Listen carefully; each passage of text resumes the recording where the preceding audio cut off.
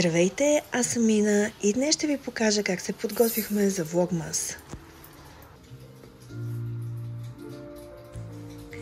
Вкъщи вече ни е заляло коледното настроение. Остана само елхата, а цялата къща мирише на любимите ми свещи от Bath & Body Works с аромат на бисквитки.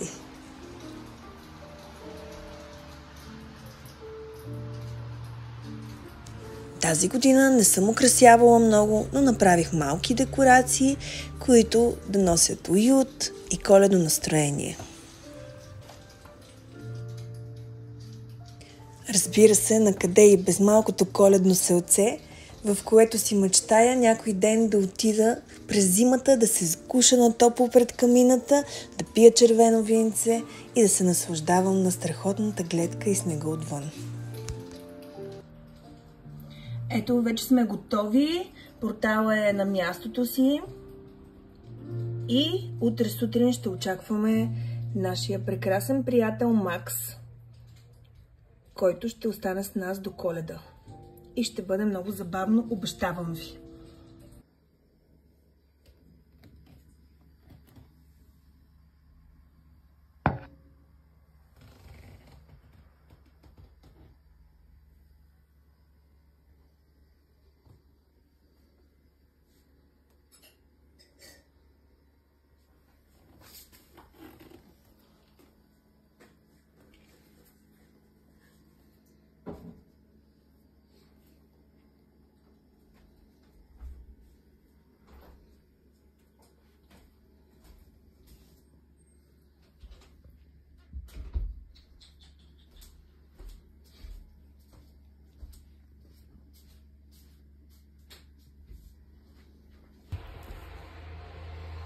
Добро утро на 1 декември!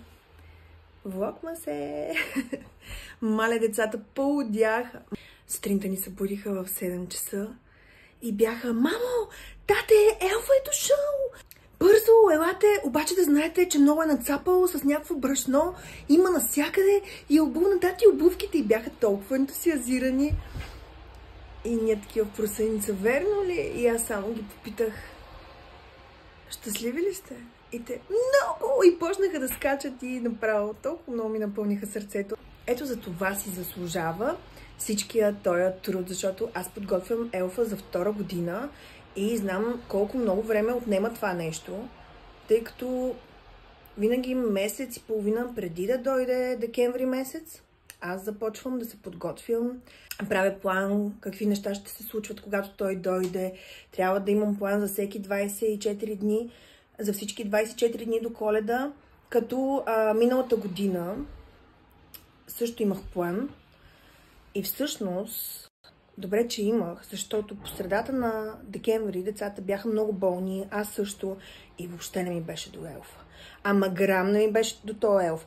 Имах 39 градуса температура.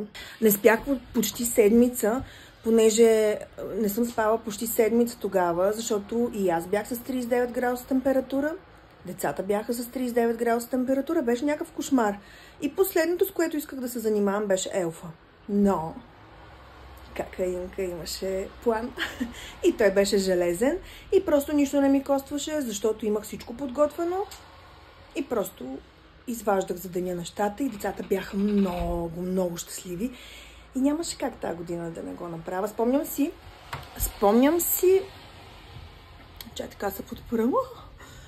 Спомням си, че на последния ден и двамата бяха много нещастни. Между другото имам 2 деца. Спомням си, че малкият плака, когато елфа си тръгна и цяла година се чудеха дали тази година отново ще дойде. И днес е деня.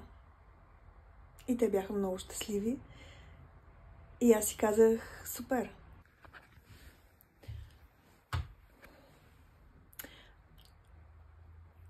Днешният ден мина успешно. Елфа се появи главозамайващо, запомнящо се. Това беше целта.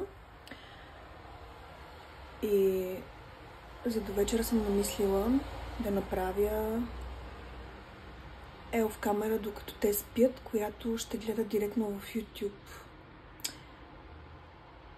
но ще го снимам и ще го гледате на следващия ден. Това беше от мен. Целувки. До утре! Здравейте! Днес е 2 декември! Познайте кой е при мен. Любимеца на всички деца. Между другото, много ме е страх, сега да качвам такива видеа, как подготвям нещата, защото моите деца също снимат видеа за YouTube и много се притеснявам да не видят и да се развали всичко. Защото наистина съм си вложила сърцето, съм си вложила само и само да ги зарадвам и знам, че просто до Коледа ще е някакъв страхотен купон, даже и мъжът ми, който е типичен гринч и въобще не обича Коледа и празниците, даже и той се забавлява супер много.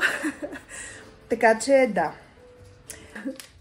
Това е моят планер за следващите 24 дена и за днес би трябвало да има поздрави от дядо Коледа с кетчуп, майонеза плюс костюм на кетчуп. Но, понеже с нощи изтеглих една елф камера, на която елфа подскачаше около децата, докато те спят в тяхната стая. И това нещо реших да го кача в YouTube. Все едно елфа е снимал как се забавлява в стаята им и го е качил на шортс в YouTube и е написал: познайте къде бях, какво направих и нещо е от този сорт. И сега ми се върти в главата. Момент. Може би за ден 9. Сега ми се върти в главата да използваме ден 9, който е време за чипс, рулот от тоалетна хартия, само че само това картоненото. На него пише U.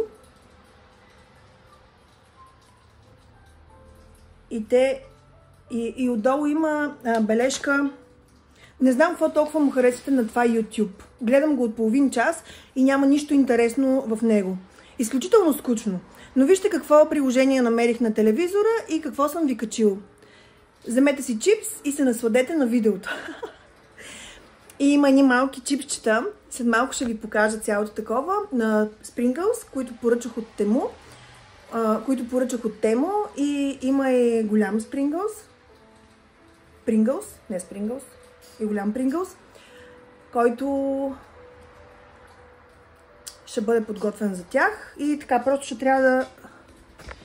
ще трябва да размениме ден 9 и 2.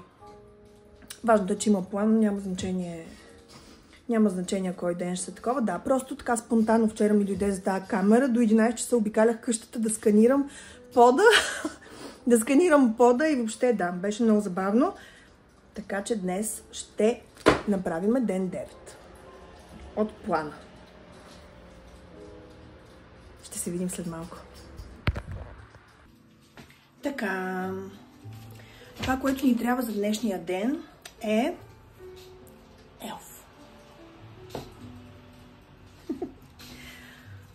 Хартия, рулото от тоалетната хартия, мини Pringles и истински Pringles.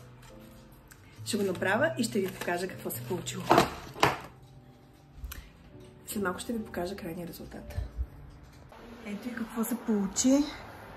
Това е въпросното. Това е YouTube. Нали? Това е Tube. Ето ги мини Pringles от Тему.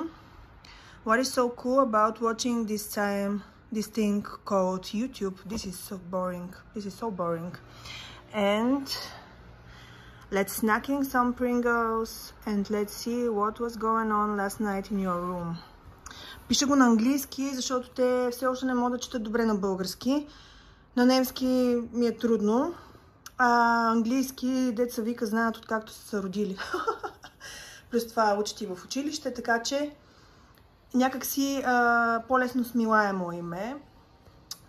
И затова е на английски. Ние сме тук интернационални. Та, това е, което те ще заварят. А сега ще ви покажа и какво ще гледат. Така.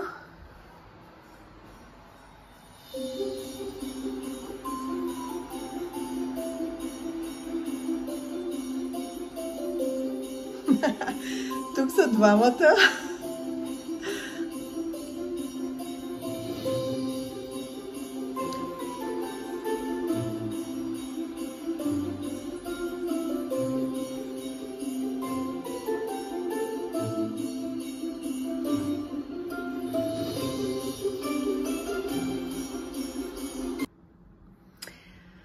Това е това, което е написал. Ето това е написал техния елф Макс. Hi, Cocky and Alex. Guess who visited you last night? Love you, Max. Ами, това беше от нас. Макс, кажи чао! Елате утре да видите в моя канал какво отново е сътворил нашия елф. До скоро!